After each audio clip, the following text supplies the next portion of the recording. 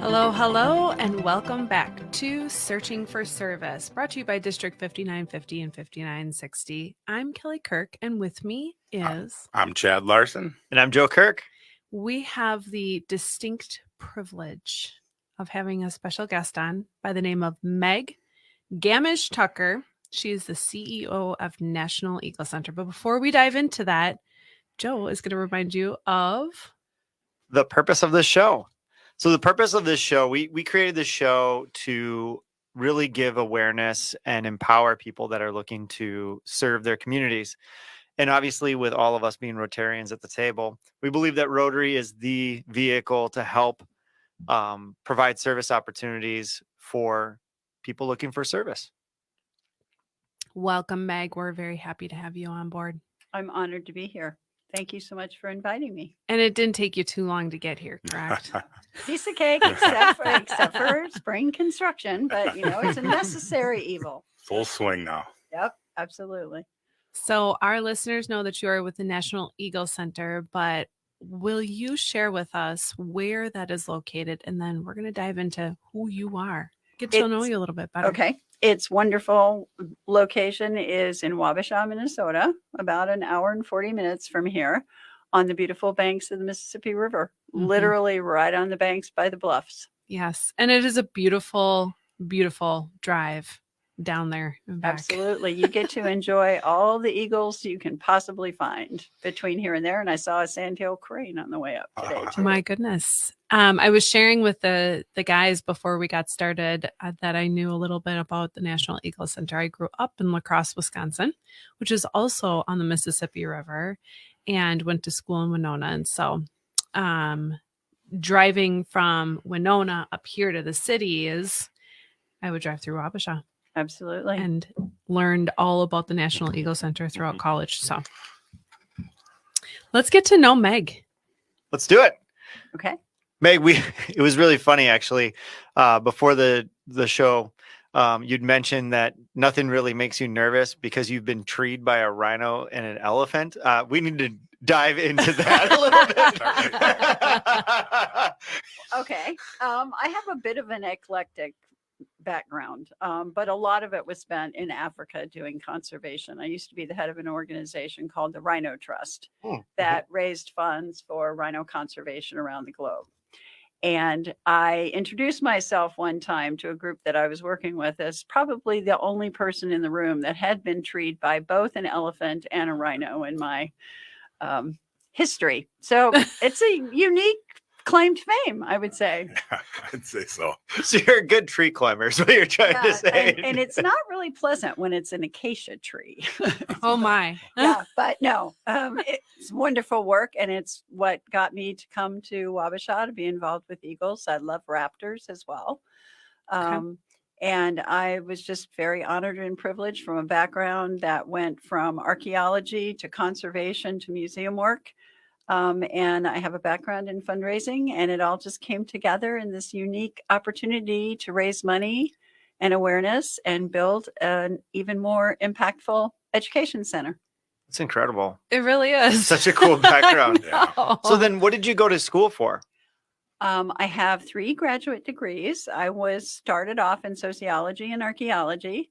And then I wanted to go to law school because I come from a family of lawyers and said, nah, don't think I'm going to do that. And went into, I love Native American history and culture. So I decided I was going to be an anthropologist. So went to school in museum studies so I could always have a job. And that's what got me into archaeology. And then marrying somebody who was a curator and knowing we were going to compete for jobs, I went into administration and got additional degrees in nonprofit management and political science.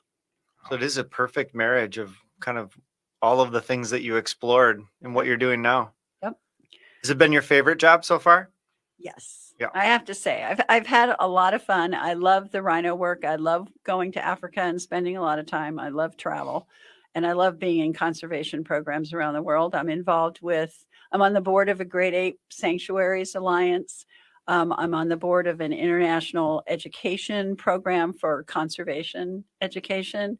And I'm on the board of a zoological association, but they all have to do with animals. They all have to do with conservation. It works great. You're busy. Yeah. You are Yeah, very I don't like water, sitting there. Yeah. No kidding. well. And in addition to that, you're also a fellow Rotarian Yes, too. I am. So, how did you get involved in Rotary?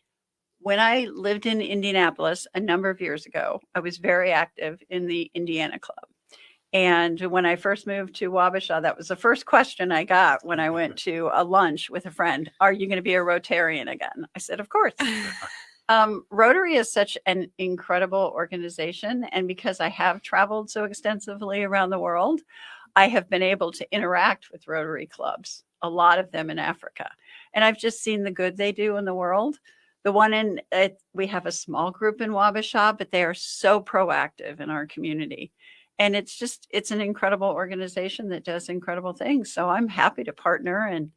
And we've started to build even deeper relationships with the Eagle Center and Rotary. Oh, talk a little Very bit more nice. about the relationship between your Rotary Club and the Eagle Center. Like, how does that function? The National Eagle Center is one of the largest employment organizations in the community, obviously outpaced by our hospital, which is absolutely fabulous organization. But because we bring so many visitors to the community, we're really a very important element to the health of the economy. Mm-hmm. And we've always felt that as a partner, we need to give back to Rotary activities. We need to encourage Rotary activities. We've started a new program, and I thank our former district governor, Dale Quigley, and some of our local Rotarians for bringing the idea to us of doing service projects by doing outreach programs with our Eagles, and the fact that we've expanded the organization to talk about arts and culture and Eagles. And so we are building education programs to share with clubs that they can share with their communities. So that's one way we're starting to do more programming. Eagles are inspirational. It's a great conservation success story, but they're inspirational for military groups, for people that see this character of strength, magnificence, perseverance. And it's a great message that we can share through eagle symbolism, as well as the rehabilitated eagles that we care for every day. I remember That's the first cool. time I saw a bald eagle, and I was like, holy smokes. Like, because you have a picture of them and you see them everywhere, right? Like, it's the US, so we got them all over. Or up here, Yeah. especially. Yeah. Mhm. But I mean, the first time that you see one up close, you're like, this is a powerful animal. Yes. Absolutely. truly is. Don't. Yeah. Well, and you think back to, so when I was growing up, because you guys are all much younger than I am, you would hardly see bald eagles. It was at the time when DDT was killing them off incredibly quickly. So the reason the Eagle Center started was because people started to see them coming back on the river. Oh, Minnesota has the second largest population of bald eagles on this continent. They're indigenous only to North America, and Alaska is the only state that outpaces us. I was just going to ask. Yep. So they started to see them coming down the river, and there was a Mhm. group of volunteers in Wabasha who said, well, people are kind of stopping and seeing this unique sighting. So let's build a tourism opportunity to Yeah. talk about this incredible comeback. So now you see about the same amount of eagles there were on this continent when the first settlers came, because it's such an incredible success story of Wow. communities coming together all the way back. all the way back. Yeah, no kidding. Yeah, they're really I'm coming going, back. wait, how did they log that information? Yeah. Okay, way back. got it. Yeah. But their bald eagles are very opportunistic. So they'll eat pretty much anything. Golden eagles, on the other hand, the only other eagle indigenous to this continent. There are other eagles in Central and South America, but they're very challenged and they're having a lot of issues. But we have them here as well. A lot of people don't know that. They're not just a Western species. So I it's a didn't great know that. story. That's so cool. It is really cool. I had no idea that there were different like varieties There are Of eagles? of eagles. There No. are 67 species of eagles Oh, wow. on this planet. Okay. There you go. Most people only think there are two. It's We're very like, what? true. We have, so when you come to the Eagle Center, you can see that we have a display that lights up where eagles are. And there are 67 different species. So they impact every culture on this planet. Wow. That's Wonderful. incredible. What That a is. what a tee up for our next segment, by the way. Yes. But we're gonna head out of this segment and into our break. But if you guys want to take us out. As a reminder, you are listening to Searching for Service, brought to you by District 5950 and 5960. I'm Kelly Kirk. I'm Chad Larson. And I'm Joe Kirk.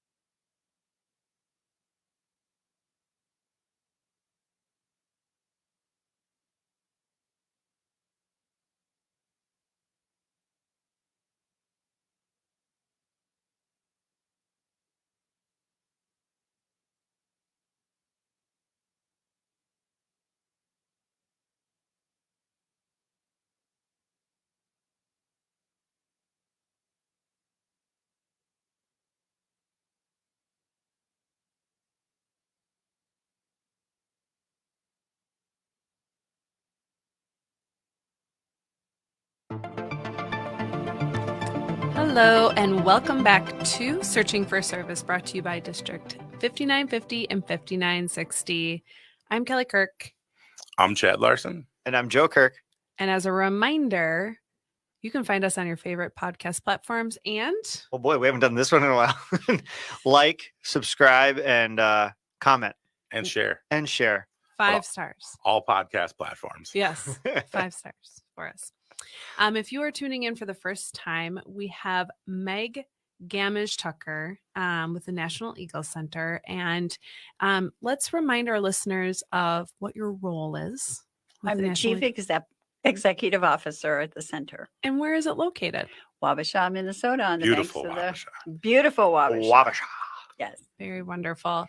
And now I totally just drew a blank on how we were springboarding into No, it, we're gonna Joe. just like I think we totally hit. I loved in the last segment how you talked about how the Eagle Center started, how it was this very opportunistic um, time where the Eagles started to rebound. What year was it when it started? 1989. Beauty.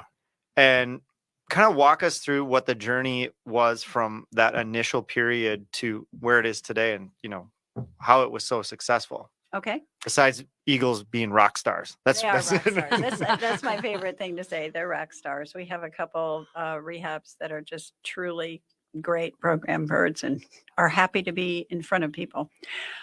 So the center itself started as an organization called Eagle Watch, which was these local volunteers who started seeing eagles coming back and said, well, how do we capitalize on this opportunity? Because eagles are coming to the Wabasha area.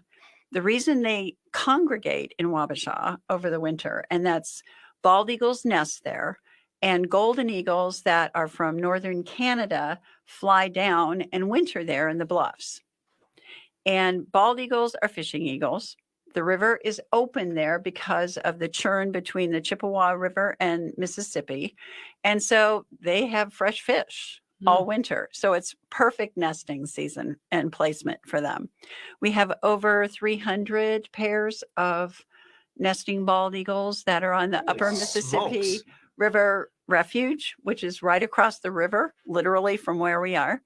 And then golden eagles, we do an annual count. I think we had over 100 that came down and nested for the winter. Their second home. Their second home. They come down. We're a second home market for brown eagles. There you go. They don't eat fish. They eat turkeys. They eat rabbits. We got plenty of those. You got plenty of turkeys. So they live in the bluffs and fly down and get the turkeys, and which are even bigger than they are. But these local volunteers kind of started capitalizing on this opportunity. They built a little platform, went out over the river. People would come through and they talk about it. That built to a storefront. That built to us having our first rehab eagle on the Minnesota state license plate, support our troops. That's our first eagle, Harriet. Oh. She had a little tuft on the top of her head, and apparently they didn't think they photoshopped it out. But she was on the Today Show. She went to Ground Zero. She was on the Capitol steps.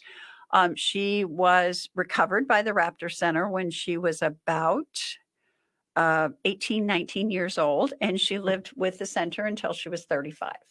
Which is a very long life for a bald eagle. Then by 2007, we were getting about 50, 60,000 visitors a year. They built a new center on the riverfront.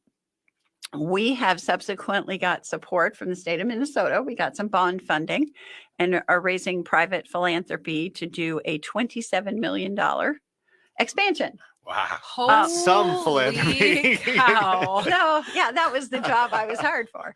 Nice work. Yeah. But so COVID hit, like literally 2 months after I arrived. And we went back to the legislature and said, can we get $4 million? Can we match some of that and get phase one of this project done? We've just completed that. We have redone all of our exhibits. We have activated 2 buildings on Main Street, because we're going to have many more opportunities to do galleries on Main Street. We have an amphitheater and we have a new dock. And it's just this incredible new opportunity with new exhibits and new materials. The reason it's important is because we have received a 40,000 piece collection of everything from Andy Warhol's and Audubon's to ephemera, salt shakers, plates, kids' toys. That is all eagles. Oh, and it was collected by one individual. His name is Preston Cook. It is given to the center. He's transitioning it over 40,000 pieces, 400 stamps. I mean, hundreds of posters, everything you can imagine eagle. He's collected. Gosh. And so our opportunity is all that American history and culture and art. That's one piece of it. Plus, eagles are considered spiritual connections from indigenous cultures. Mm-hmm. So we have a long history of working with Prairie Island community. We've Okay. worked with Shakopee. We've worked with other Dakota and Lakota and Ojibwe groups. And so we're going to start sharing their cultural stories as well.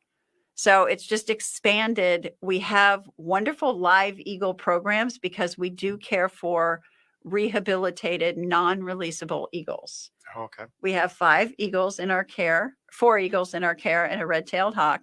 And so we do programs with them so people can learn about their natural history and conservation history. But now we have this opportunity to share all of these cultural, art, history, American history, international history, and stories with the world. You're telling us before how you kind of partner with the Rotary, and so you actually will bring some of the bring the eagles out. You have a film that we'll post about this as well, but tell us more about that. So we have created a film that gives you an idea of the kinds of programs we do that we currently do, which is what is an eagle? Why is it a raptor? You know, the fact that it has 400 pounds of talon strength. So when you think they're scary, it's because the typical human being has 40 to 60 pounds of hand strength. An eagle's strength in their talons is 400 pounds. That's where Just squash you like a coconut. Yeah, Just absolutely. But you can hold them on a glove. So Yeah. it's pretty amazing what kind of control they have.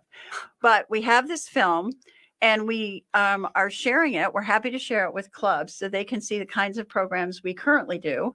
We're expanding some of those programs to do the art, culture, history. And we are happy to work with clubs to share it with people in their community.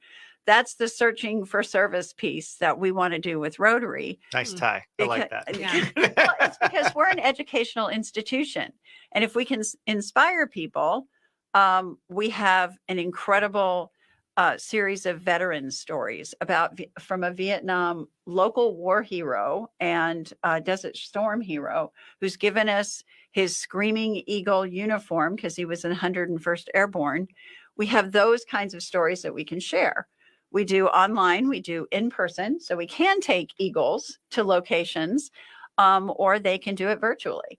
If they want to do it with a classroom, we have a classroom that calls us every year from Shepherdsville, Kentucky. Very cool. We've done churches in Dallas with thousands of parishioners. So we offer those opportunities, and we want to do more of that, especially through Rotary clubs as a service. That's so cool. Oh gosh, that's so, like I'm just like trying to connect all the dots like in my head I as know. you're like doing it. I'm like, okay, so you're everywhere. Okay, perfect. Yeah. And what's really cool is like this the donation and some of these other things, it's starting to expand your reach into different things, which is really exciting for you guys. Yeah. Let me ask you, what time of year is your favorite time of year for the Eagle Center? For us, it's winter. Okay. You know, it's so funny because Eagle Watch really got founded because that's when all the eagles were congregating. We actually we do an annual eagle count on the 3rd weekend of January every year. This year there were 1,400 bald eagles counted in and around by 200 citizen scientists who go out and drive around, count eagles, and the 100 goldens that I mentioned earlier. That's when we really see eagles coming in. We see them fishing every day or hunting in the bluffs. The babies, then you go into like early spring and you get to see the babies hatching. And they look like little fluff balls when they're born. Yeah. And within 12 weeks, they're full size. Wow. 12 weeks? 12 weeks, they are full size. Now they're not as cute as the parents. Yeah. And they're really not fluff balls anymore, but within 12 weeks, they've reached their full size. Wow. Are they about full size? So in the spring, is this when they're about reaching it right Yes. now? Full So they're about getting there. It's like early March to late May is that kind of growth period. Okay. But a bald eagle, you can't tell a male from a female, except for females are bigger. In all eagle species, they're bigger. Eagles from the north are larger than eagles. There are a huge number of nesting population eagles in Florida. That's one of the third, I think that's the third largest state. And, but the only way you can tell the difference is the size. They have white heads and white tails, but they don't get those until they're 6 years old. Very cool. Speaking of size, I wish the size of this segment was longer. Oh my gosh, that's good. But you've been listening to Searching for Service. I'm Joe Kirk. I'm Kelly Kirk. And I'm Chad Larson. We'll see you in the next segment.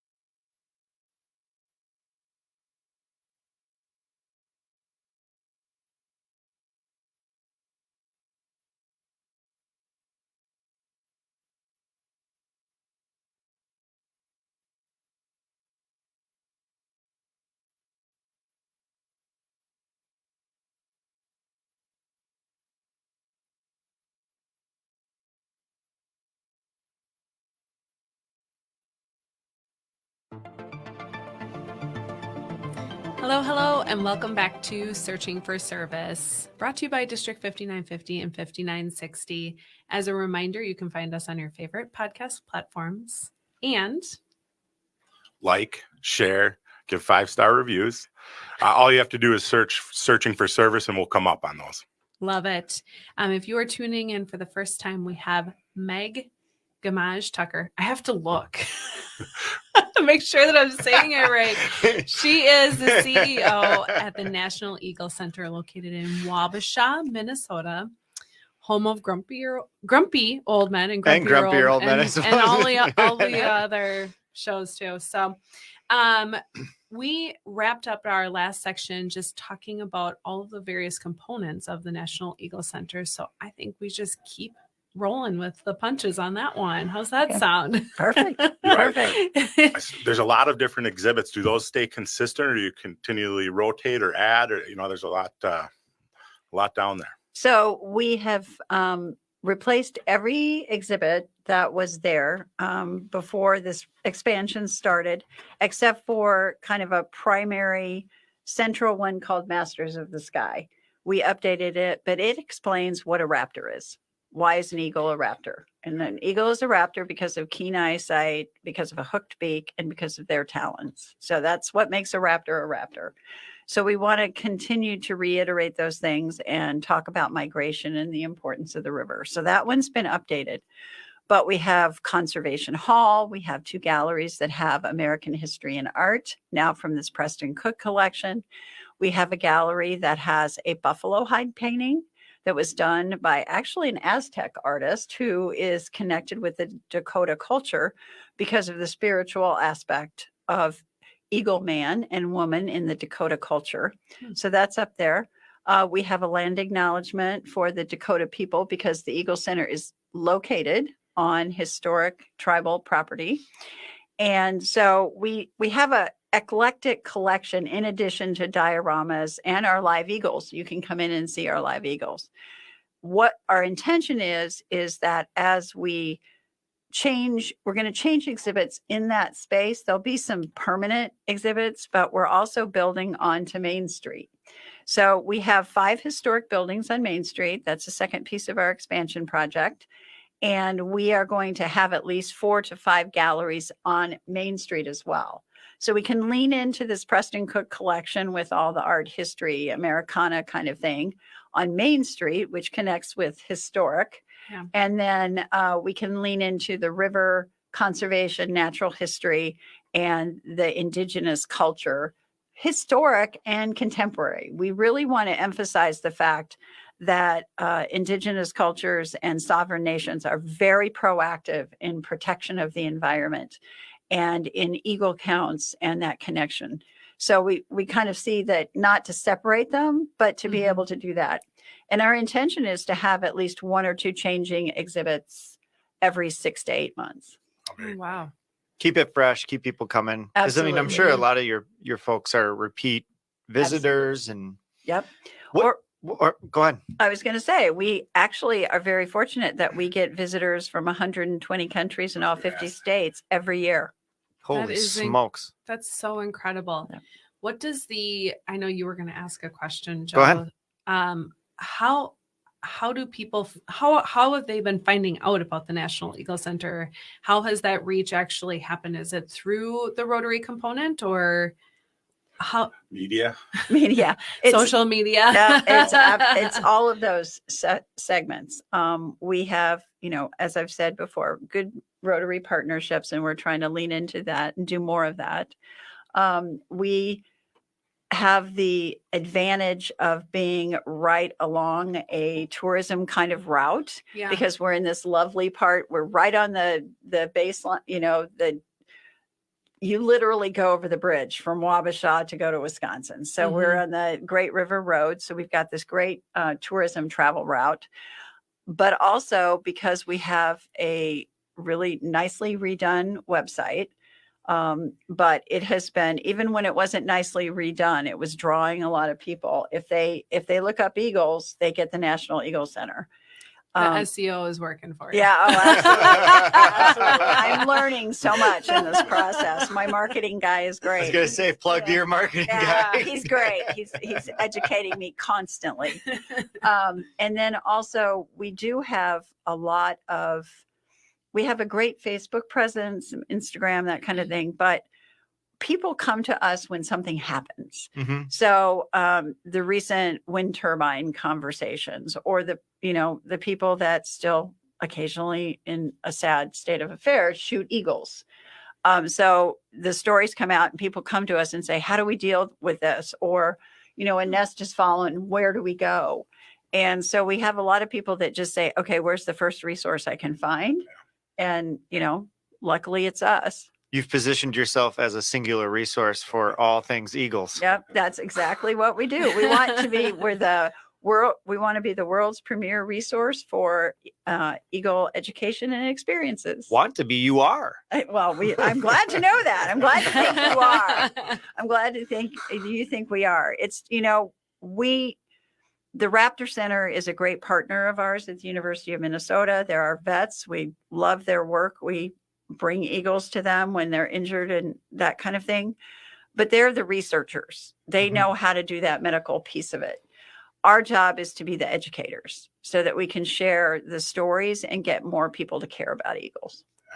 That's amazing. So, well, I mean, getting more people to care about eagles, this kind of brings me to this question, is a lot of the folks that are listening to this show are just searching for avenues of service. If somebody's inspired by the show, how should they reach out, or what should they do? What's the first step? Well, we're happy to have anybody that wants to come visit us. Just go to the website. You can find out how to get tickets, that kind of thing. You can find out what we're doing on Facebook. We do virtual programming. So you can reach out to our program people, and they will say, okay, you want to do something for your class, you want to do something for your community group, here's how you do that. We are open 7 days a week. We're closed very few days of the year to the public. Wind, rain, lots of snow, whatever, we're there. That's got to be a grabber for people.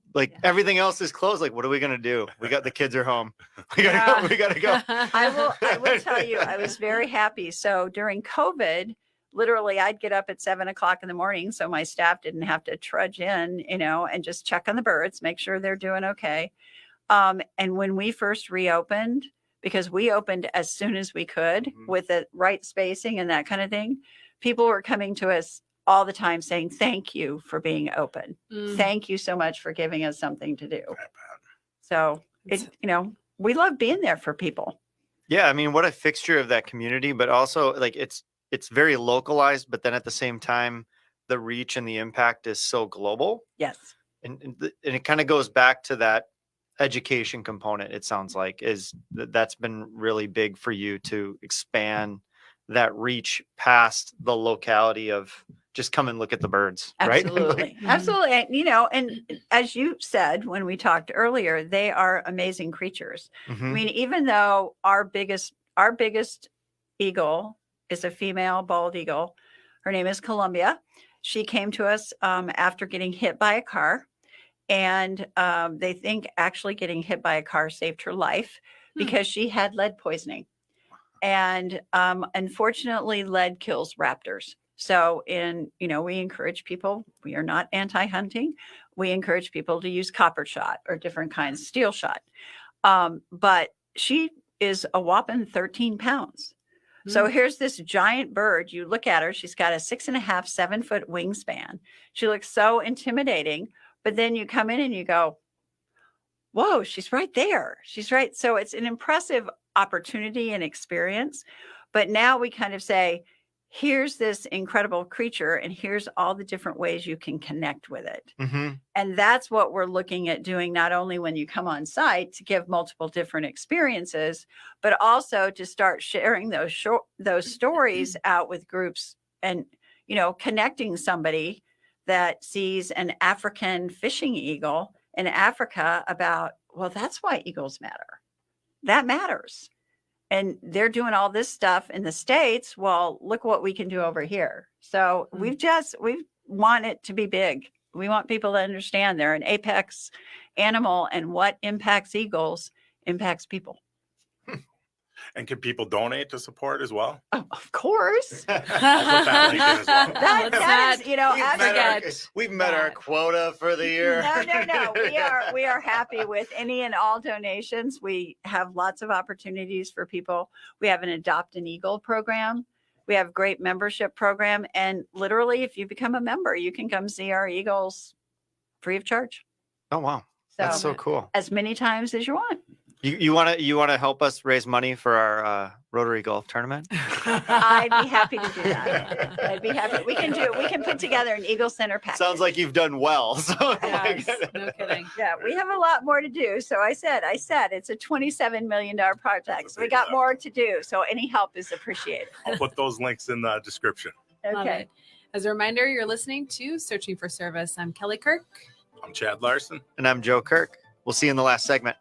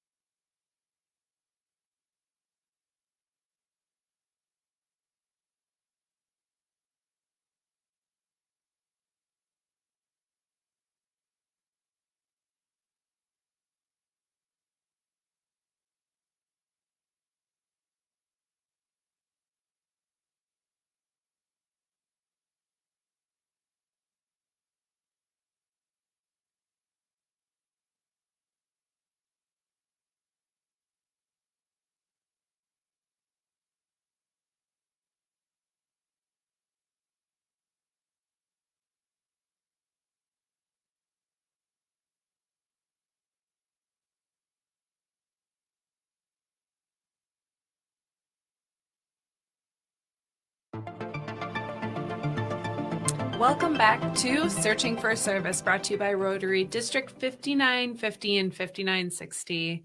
I'm Kelly Kirk. I'm Chad Larson. And I'm Joe Kirk. As a reminder, you can find us on your favorite podcast platforms, and we love 5-star reviews. Comments, shares, likes. 2 thumbs up. You can get us anywhere. We are rolling into our last section, and Meg, in our last section, we always love to chat about what you envision for the future for whatever it is that we're discussing, right? And so why don't you share with us what National Eagle Center, the future of National Eagle Center holds, what your envision of it is going to look like, maybe what you've heard of too from others. So Sure. Happy to do that. As I said, we're in the middle of this $27 million expansion How program. long is the plan on that? Sorry to interrupt you. Oh, no, that's fine. The plan is currently we're keeping our fingers crossed for a bonding bill to get the second piece of our bonding done. However that works out, but the legislature has been very supportive of us. That would be encumbering all the money by the end of 2026. Okay. So our intention is to like renovate 5 buildings Pretty quick. by 2026. So yeah, we're envisioning this going fast. But that means we have a lot of matching money to do and to raise. So my vision for the National Eagle Center is truly to lean into that. We want to be this ongoing premier resource for eagle education.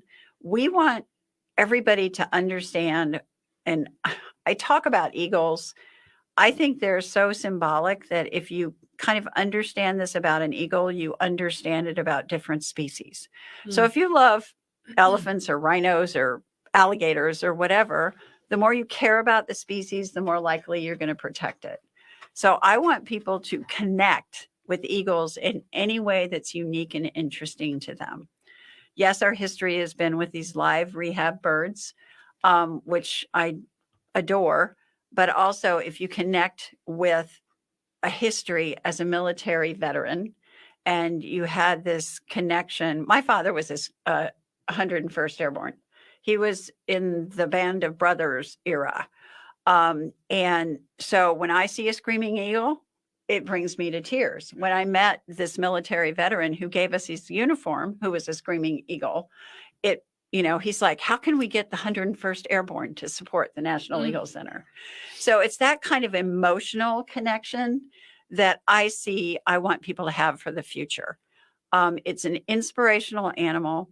We need, we're at an interesting time in our country's history.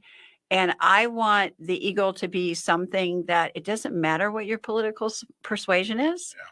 Yeah. The statement to our legislature was you can't fly as an eagle without a left wing or a right wing. I love it. Wow. You can. That's good. Eagles matter to people because they're inspirational, no matter whether you're conservative, liberal, whatever you are, because there's some reason that you connect. Environmental issues, historical issues, cultural issues, American history. They're on our Great Seal. I will tell you a little secret, very secret.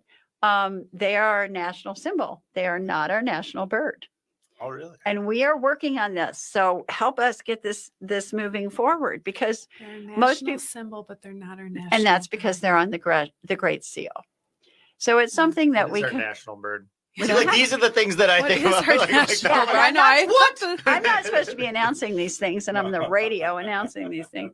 But no, we don't have a national bird. Oh, We have a okay. national flower, we have a national tree, and we have a national mammal. But, the eagle, people just automatically think the strength of symbolism in American culture, and again, in regional indigenous cultures, is really important. So my vision is that we lean into that. We have a world where eagles are protected. They're admired. And that the Eagle Center itself can do programs not only across the country, but around the world, and share the knowledge that researchers are doing. Good stories are coming from stories of strength and perseverance. One of the favorite things that I had to do during COVID was have people be inspired by the resilience of eagles and how they've come back. Mhm. And that's what our communications would be. Lean into the strength that an eagle inspires in people as a symbol of strength and perseverance. The future, we're going to have rotating galleries with great exhibits. We're going to be able to tell stories, everything from different stamps of the world that have eagles to Audubon's and incredible history with art and culture, as well as hopefully really leaning into a lot of Native stories, storytelling, the reason that eagles connect people with God, those kinds of things. Lots of opportunities, lots of different stories, and share those not only in Wabasha, which we are committed to our community, but also however we can do that virtually. What do you see your role in the future?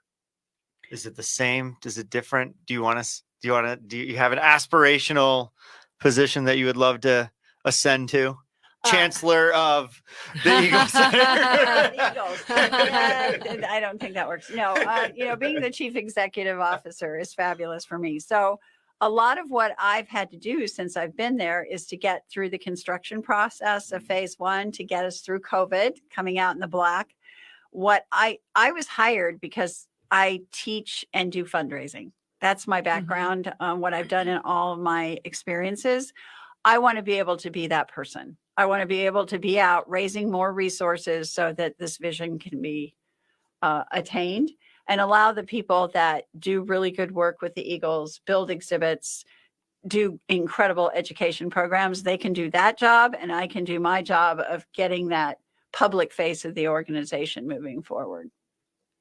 That's so cool. It really is. I'm feeling super inspired right now, by the way. I'm glad. Well, you know what's really interesting about that is a lot of times like the inspiration gets really big but what's really great about the Eagle Center is that it's a very concise goal and objective, right? Like there isn't a whole lot to it, right? It's like, just protect these guys. Yep. And let's tell their great story. Let's have them be the inspiration they've been for hundreds of years and thousands of years for that matter. And it's just a really cool, simple, it's what's the saying? It's so simple, it's stupid. Or it's almost not fair. It's so simple. Oh, yeah. You know what I mean? Like where your goals and objectives, and that's probably some of the reasoning behind the success as well, is it's simple. Right. So people can latch onto it really quickly and just fire away. Yep, absolutely. And I agree with you that it's nice and focused. And yes, we want to do a lot more stories, a lot more opportunities, that kind of thing. But it really is all about, let's lean into the fact that we've got this great conservation success story and build on that story, but also let people learn from that story that this can be done with other animals. This can be done. And the more people connect with eagles, the more they're going to connect with other kinds of species as well. So to me, it can build on itself, which I love. Yeah. Not something that I have to focus on, but something that says, here's a model, understand. And it's something that I've always believed, that the more you care about an animal in different ways, the more likely you're going to want to preserve it. So that's why we do art, literature, history, tell stories, that kind of thing. Same thing can happen with other species. But for us, we get to focus on this magnificent bird. Love it. Do you have any final thoughts or anything you want to share with our viewers? Listeners. Well, I'm just thrilled with anybody that wants to come visit us. Please reach out to me. Ask for me if I'm there. I'm happy to show you as much as I possibly can and talk about our future. And come to the center, look us up online. If you're a Rotarian, please do reach out to your club and find out how we can work with you. We'd be delighted to do that. We are hoping to have a Rotary Day at the Eagle Center. I just have to get the dates set, which would be everybody come to, every Rotarian, let's get together and talk about eagles and how we can have a good time together. We'll push that out as soon as we hear. Exactly. Okay, fabulous. Well, we'll make sure to have all of the information about the National Eagle Center in our show notes, as well as your contact information. And we certainly want to take a moment to just thank you for taking time to come up from Wabasha and sit here and chat a little bit more. And being our most flexible guest ever. Yeah. Yes. For those out there, we've had Meg on the show like 3 different times and something's come up. And so thank you so much for all of your flexibility. My pleasure. And we want to thank everyone for tuning in to Searching for Service. I'm Kelly Kirk. I'm Chad Larson. And I'm Joe Kirk. And as a reminder, it's time to stop searching and start serving.